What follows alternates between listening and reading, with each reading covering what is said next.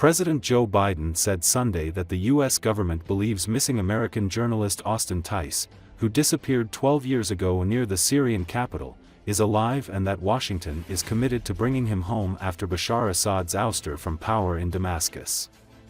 "We think we can get him back," Biden told reporters at the White House, while acknowledging that we have no direct evidence of his status. Assad should be held accountable. Biden said officials must still identify exactly where Tice is after his disappearance in August 2012 at a checkpoint in a contested area west of Damascus.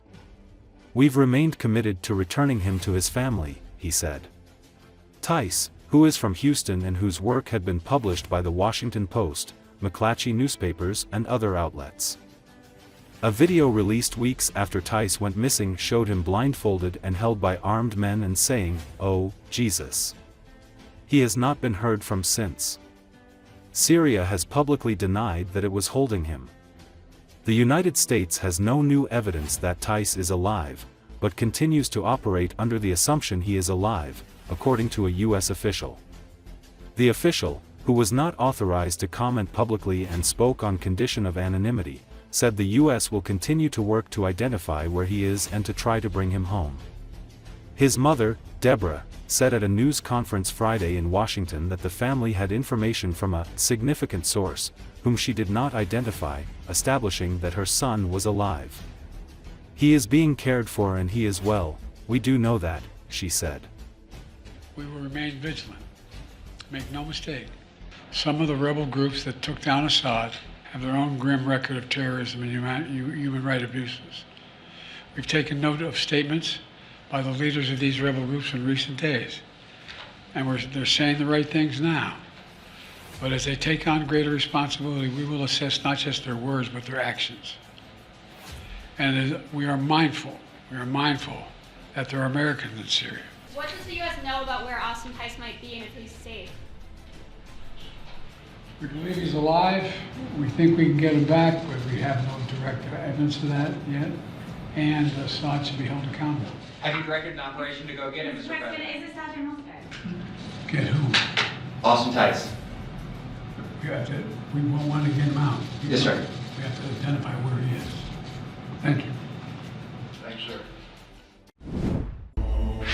The situation of Russian troops in Syria, where the opposition is advancing, is deplorable. Russia is about to lose two of its key bases, Khmeimim and Tartus. This is written about by the well-known Z correspondent of Fighter Bomber, Captain of the Russian Aerospace Forces, Ilya Tumanov. Dialogue.ua reports. He described the situation in Syria as complicated, specifying that the initiative in this conflict is not on the side of Russia. The situation is complicated by the fact that the militia is very actively using drones, which the Russian Federation is unable to effectively combat.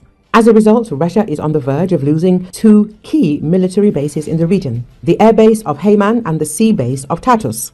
According to Fighter Bomber, about 75% of all Russian combat capabilities in the Syrian war are provided by Khmeimim and the aircraft located there. Khmeimim is not a multi-story industrial facility with basements. It is a field with easily assembled houses that will cease to function as soon as the enemy either approaches artillery fire range or drone flight range. And here it will not be possible to use the aviation maneuver that saves us on the mainland. There is nowhere to withdraw. The situation with the naval base in Tartus is about the same. Of course, it is possible to defend and hold it for quite a long time, if there is someone and something, but it will either not be able to function at all, or will be very limited. It is practically impossible to evacuate the bases, writes the Z-War correspondent. He specified that in the best-case scenario, the Russian Federation would be able to evacuate personnel, important documents and serviceable aircraft. The rest of the base's critical equipment would end up in the hands of the rebel forces.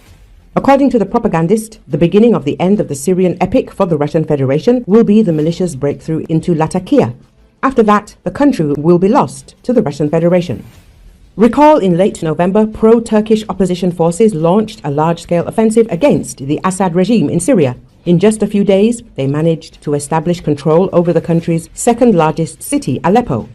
Russian special forces, which were holding the line together with Assad's troops, were partially destroyed, and the rest abandoned their positions. Just a week later, the opposition captured another key city, Hama. The main fighting is now concentrated around the strategically important city of Homs, Assad's troops have begun to withdraw from the provinces of Daraa, Homs and Deir ez-Zor.